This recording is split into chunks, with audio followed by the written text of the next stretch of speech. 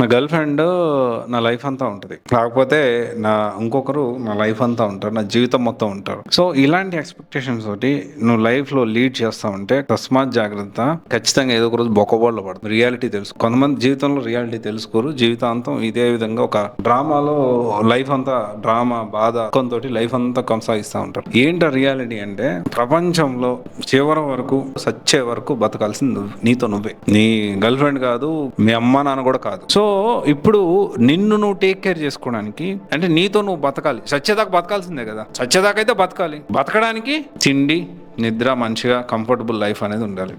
ఇదంతా కావాలంటే పైసా ఉండాలి, పైసా రావాలంటే కష్టపడాలి. నీ కోసం నువ్వు కష్టపడు. నా గర్ల్ ఫ్రెండ్ లైఫ్ అంతా ఉంటుంది, నా గర్ల్ ఫ్రెండ్ని నేను కార్లో తిప్పుతా, BMW కార్లో తిప్పుతా, బెంజ్ కార్లో తిప్పుతా, నా పెళ్ళి అయితే నా భార్యని అట్లా చూసుకుంటా ఇట్లా చూసుకుంటా. సో అబ్సల్యూట్లీ ఫైన్, చూసుకోవాలి, తప్పలేదు. కానీ దానికంటే ముందు నిన్ను నువ్వు చూసుకోవాలి, నిన్ను నువ్వు జాగ్రత్త కేర్ చేసుకోవాలి. నీ మీద నీకు లవ్ ఉండాలి, నీ బాడీ మీద, నీ మీద, నీ హెల్త్ మీద కేర్ ఉండాలి.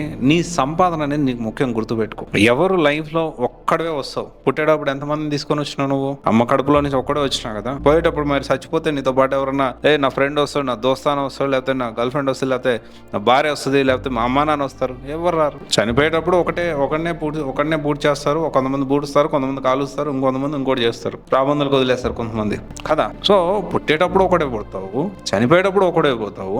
మరి బతకాల్సింది ఎవరి కోసం? ఫస్ట్ ప్రయారిటీ ఎవరికి ఇవ్వాలి? నీకు నువ్వు ఇచ్చుకోవాలి. ఈ రియాలిటీ చాలా మందికి తెలుసుకోవడానికి చాలా లేట్ అవుతూ ఉంటుంది. ఎందుకంటే వీళ్ళ హ్యాపీనెస్ అనేది వీడు ఒకవేళ ఒక డబ్బులు సంపాదించి, ₹1 సంపాదించి వాడిని గర్ల్ ఫ్రెండ్ ఖర్చు పెట్టడంలో వీడి హ్యాపీనెస్ ఉంటుంది, ఆ గర్ల్ ఫ్రెండ్ కి ఫోన్ గిఫ్ట్ ఇవ్వడంలోనే వీనికి హ్యాపీనెస్ ఉంటుంది, వాళ్ళ గర్ల్ ఫ్రెండ్ కి డ్రెస్ ఇప్పించడంలో వీనికి హ్యాపీనెస్ ఉంటుంది. వాస్తవానికి ఇలా ఉన్నప్పుడు ఖచ్చితంగా ఏదో ఒక రోజు బాధపడతావు. ఎందుకంటే ఎప్పుడు కూడా ఒకరి మీద ఎక్స్పెక్టేషన్స్ ఎప్పుడైనా కానీ ప్రాబ్లం అవుతుంది. అలా కాకుండా బాధ పెడతాయి. నీకు నువ్వు డ్రెస్ కొనుక్కో, నీకు నువ్వు ఖర్చు పెట్టుకో, నీకు నువ్వు ఎంజాయ్ చేసుకో. జీవితం మరోలా ఉంటుంది. నో ఎక్స్పెక్టేషన్, జీరో ఎక్స్పెక్టేషన్స్, ఎవరి మీద కూడా ఎక్స్పెక్టేషన్స్ ఉండవు. ఇది ఒకసారి ఆలోచించు. నా లవర్ నా లైఫ్ అంతా ఉంటుంది. టు బి ఫ్రాంక్, ఇప్పుడు నాకు మ్యారేజ్ అయింది కానీ నేను ఇలాగే అనుకునేవాడిని. చాలా మంది గర్ల్ ఫ్రెండ్స్ ఉండేవాళ్ళు, ఇప్పుడు అందరూ వాళ్ళ హస్బెండ్స్ ఎవరు ఉన్నారు. అయితే ఇక్కడ మనం అర్థం చేసుకోవాల్సిన విషయం ఏంటి అంటే, మ్యారేజ్ అయిన తర్వాత ఆఫ్ కోర్స్ నా వైఫ్, నా పిల్లలు, నా ఫ్యామిలీ, మా అమ్మ నాన్న అందరూ నా దగ్గరే ఉంటున్నారు. కానీ నేనేం స్ట్రాంగ్ బిలీవ్ చేస్తానంటే, నా సంతోషం ఎవరి మీద ఎక్స్పెక్టేషన్ పెట్టుకున్నాను, నా మీద నాకే expectation. I have small kid. Even though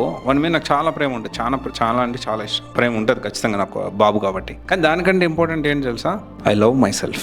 నన్ను నేను గౌరవించుకుంటాను, నన్ను నేను రెస్పెక్ట్ ఇచ్చుకుంటాను, నన్ను నేను ఇష్టపడతాను. ఆ తర్వాత నిన్ను నువ్వే ఇష్టపడకుండా నిన్ను నువ్వే రెస్పెక్ట్ ఇవ్వకపోతే ఎవడొచ్చి రెస్పెక్ట్ ఇస్తాడు? చివరి వరకు బతకాల్సింది నీతో నువ్వే కాబట్టి ఈ పాయింట్ కొంచెం మనం డీప్ థింక్ చేస్తే అర్థమవుతుంది. నేను చెప్పేది కొంచెం మీకు అనిపించవచ్చేమో కానీ, అరే ఏంది ఇట్లా చెప్తున్నాడని కొంచెం డీప్ థింక్ చేయండి, బాగా కొంచెం ప్రశాంతంగా ఉండి ఆలోచించండి, అప్పుడు ఎక్కుతుంది నేను చెప్పింది. రియలైజ్ కాకపోతే బాధపడుకుంటూ ఉండాలి. ఒకసారి ఆలోచించు.